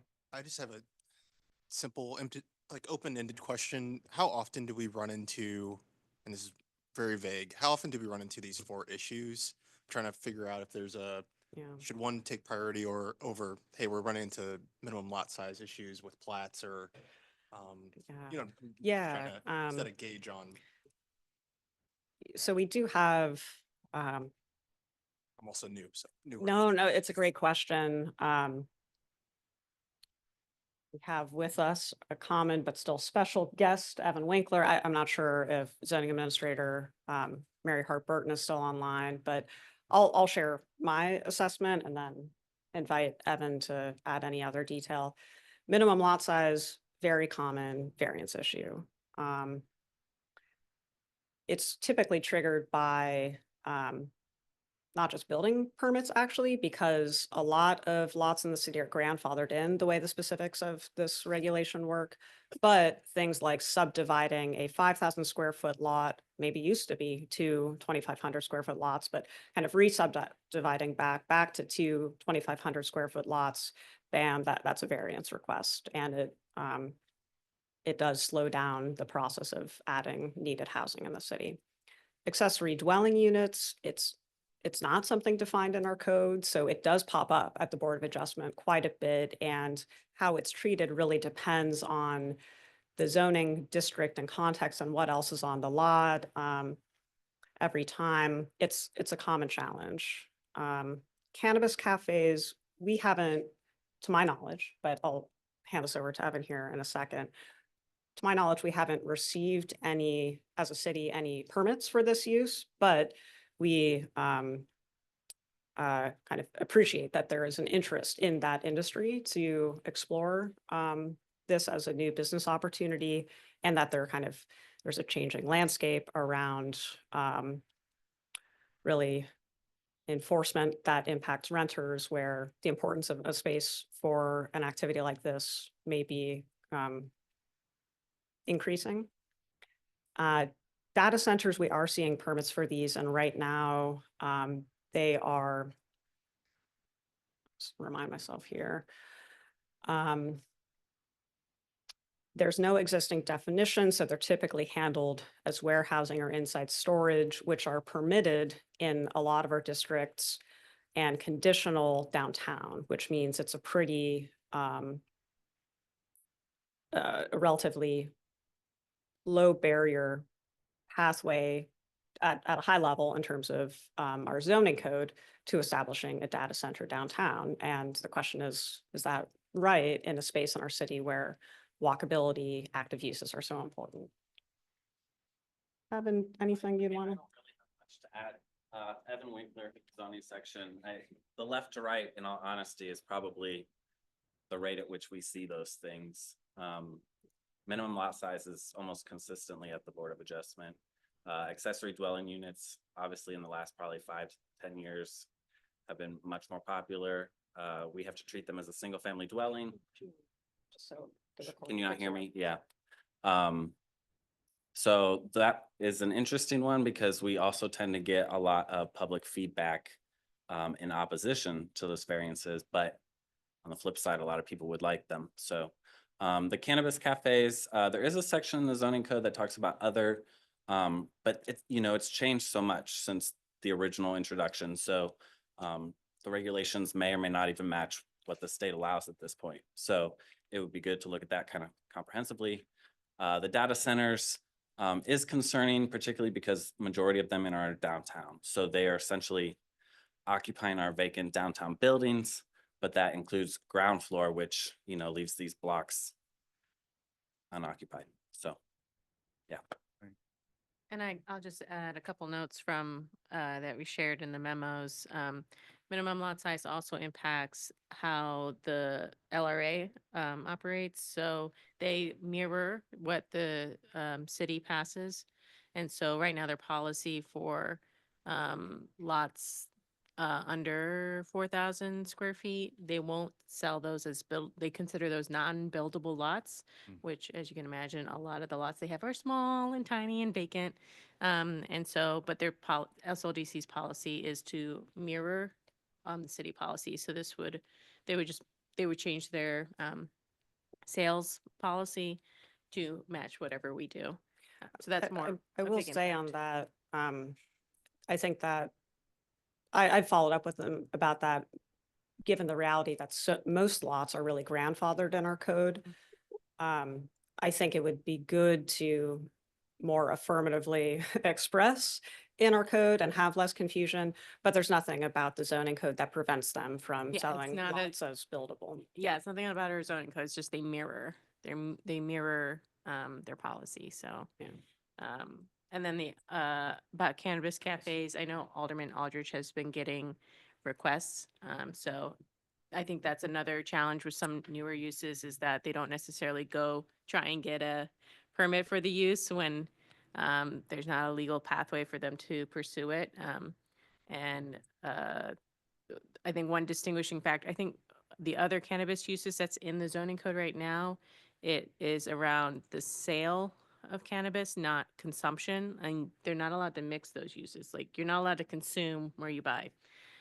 So that's so we are getting some requests from business owners that want to start that, but they haven't been actually applying for a variance yet. So Yeah, I think in addition to the kind of confusion around the other, there is a site requirement that applies to all of the defined uses that prohibits consumption on site. So yeah, to explore this, we would need to find a way to exempt a specific use, you know, as long as we're squared with state law from that site requirement. I would just say that I think it's important to note that the city has seen population decline for 70 years now. And I think anything we can do to combat that, we should do as soon as possible. I think we need to move with urgency on this. So if we can, especially on the minimum lot size and the accessory dwelling unit issues, very in favor of that, but the whole thing looks like good steps to take as soon as possible. So if we can move ahead with this today, I would like to do that. I agree.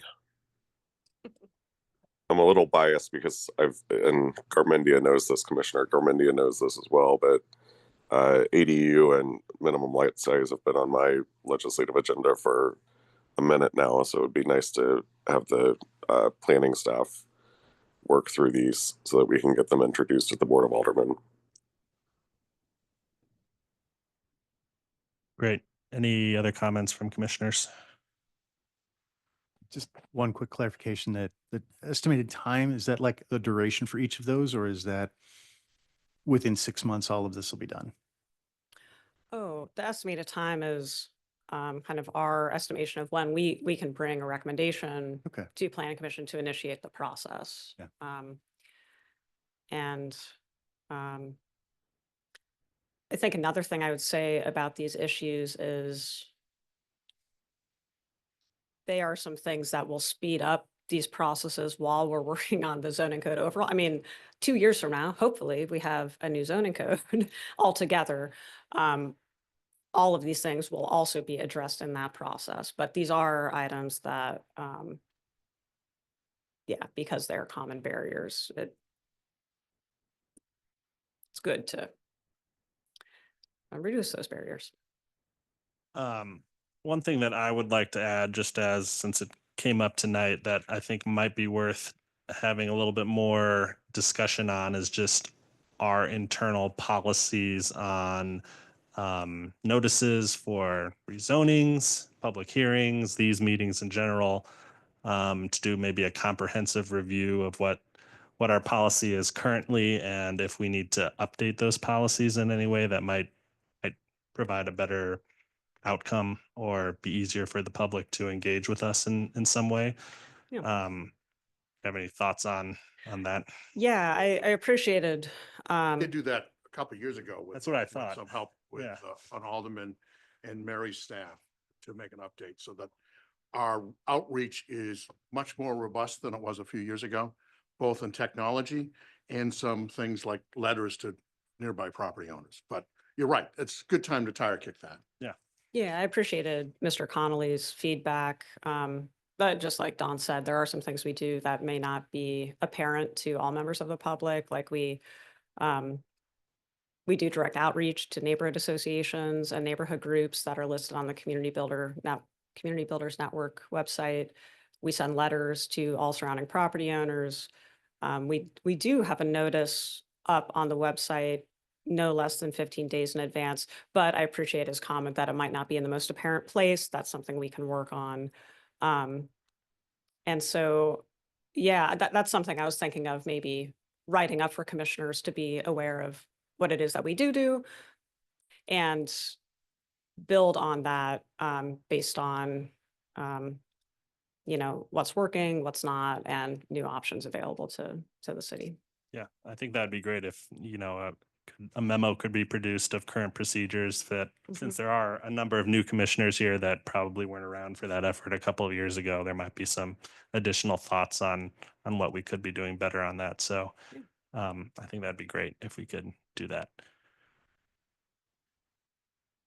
All right. Well, it sounds like we're wanting to take action on this. So I will entertain a motion to approve these priorities for the upcoming year. So moved. It's been moved by Commissioner Jorgensen and seconded by Commissioner Fowler. And a call for vote, please. Previous roll. Any objections? Hearing no objections, previous roll has been approved. From the- Yeah. Yeah, it was unanimous. So, any objections? No? Okay. Two Great. very thankful things. One, appreciate that it was unanimous. Appreciate as we had the first and second by two members of our commission from the mayor's office and from the Board of Aldermen helps say that we're syncing this and being helpful for the next year. Great. We have updates from other planning initiatives and our executive director's reports to go still. Let's see, I'll keep this brief, but zoning code overhaul work with the consulting team is underway. And we're working toward a sort of public rollout of that process, which will also include an application for folks to join the community advisory committee for that work and many other things. So know that that's going on in the background. It's a big focus of planning and zoning staff to get that right.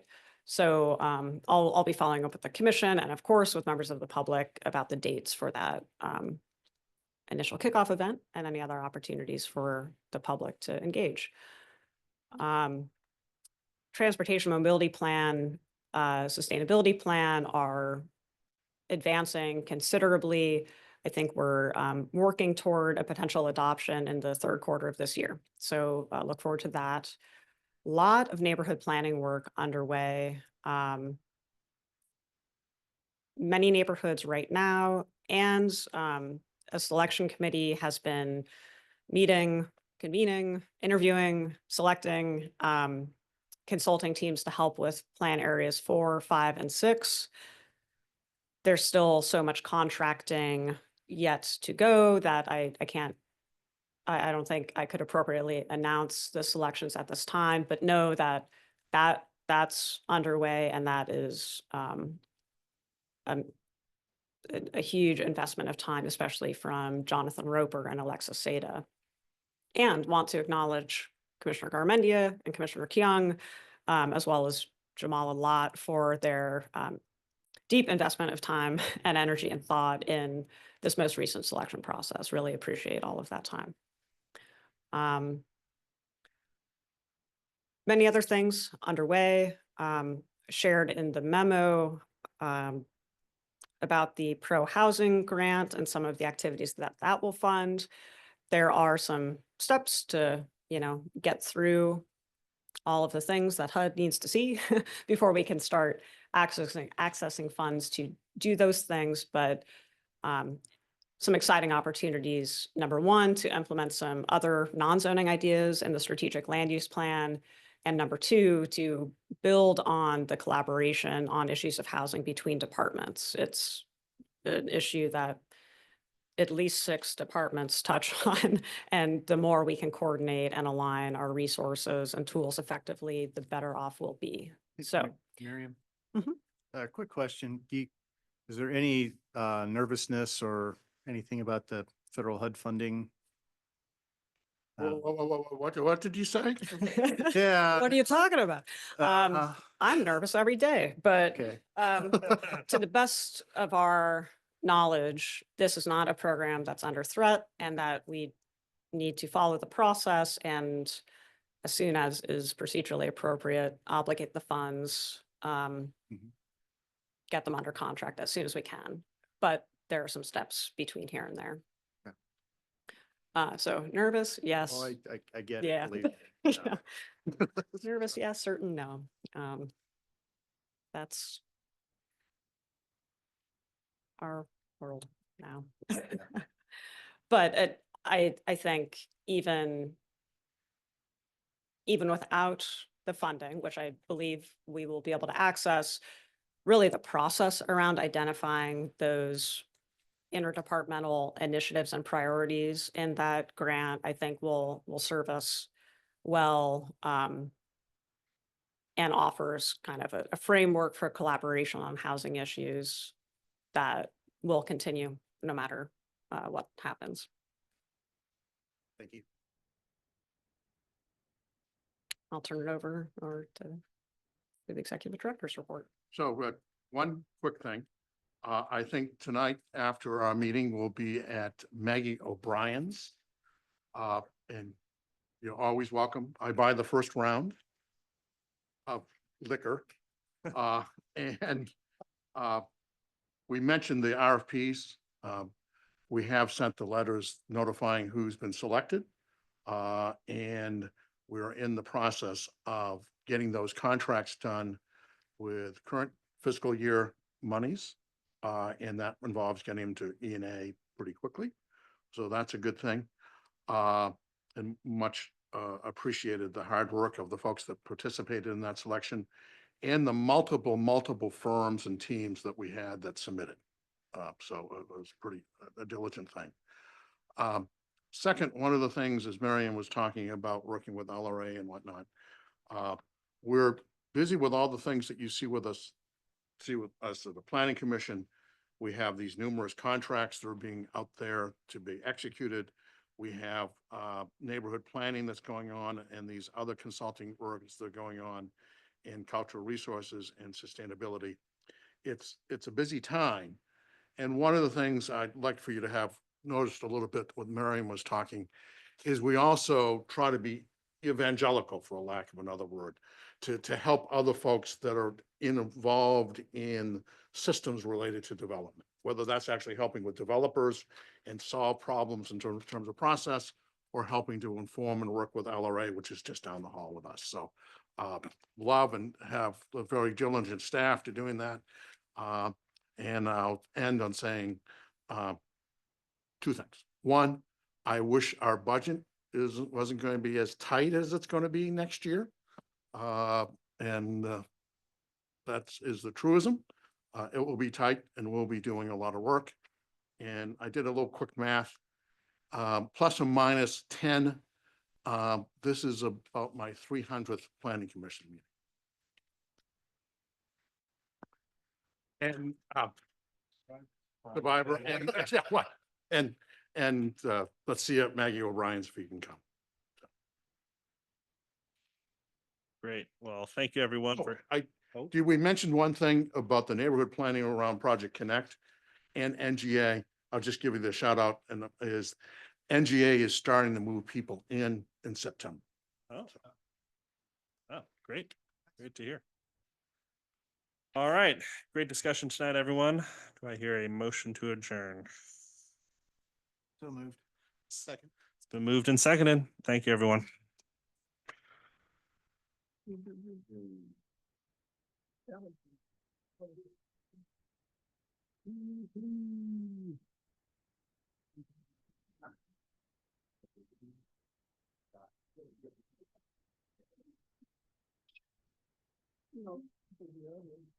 No.